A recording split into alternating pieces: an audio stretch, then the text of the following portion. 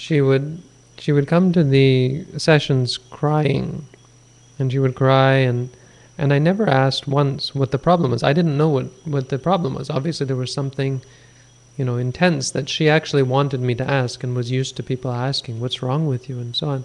So I didn't. And I challenged her in this way, by not, and by being kind, and you know, really, I guess an important part is by being not interested. Kind of like, yes, yes, that's that's the way it is, and as a result, teaching her that yeah, it is like that, and helping her to accept and overcome and let go. Finally, after the course and after she had been with us for some time, I asked her, or she told. I didn't really ask, but she told me what had happened, and obviously she was 41 at the time, and you wouldn't be able to tell it. It was really something that had crippled her for so many years, for let's say 30, 40 years. 30 years she would have been crippled. She lost the better part of her life to that, from the looks of it. She left, and when she came back, she wanted to do another course. She looked like a totally different person. She had color in her face, her eyes had another look about her, and so on. But clearly this is something devastating. So, it's wrong. And that's the first thing I want to say, is just because I say this doesn't break a precept or that doesn't break a precept, doesn't mean by any sense that it's right. That's why I say the precepts are kind of curious in this way. The fifth precept actually, it's a very small rule for monks.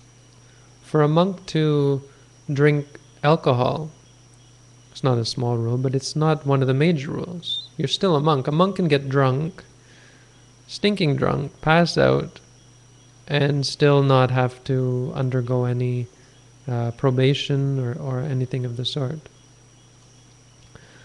That doesn't mean it's terribly wrong. It just means that it's, it puts it in its place. This is one of the precepts, and this is one of the things that you shouldn't do. The the punishment, the punishment side of things is the weight of the precepts is not indicative of how bad the act is. It's just filing things as being wrong, and saying that this is something that you're not to do. If you do it, you should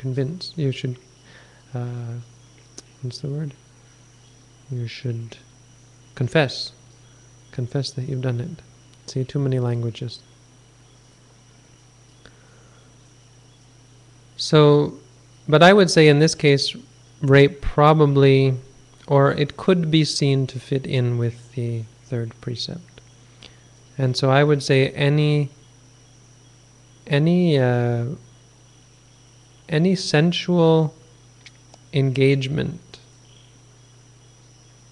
romantic engagement with another human being that causes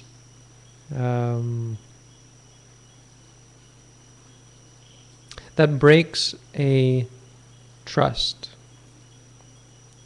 or something of that sort. So rape because it's without the permission of the other party, right? Adultery because it's without the permission or it's against the wishes, let's say against the wishes of a third party, right? And so I would say that in general is how we should understand the third precept. I hope that answers your question.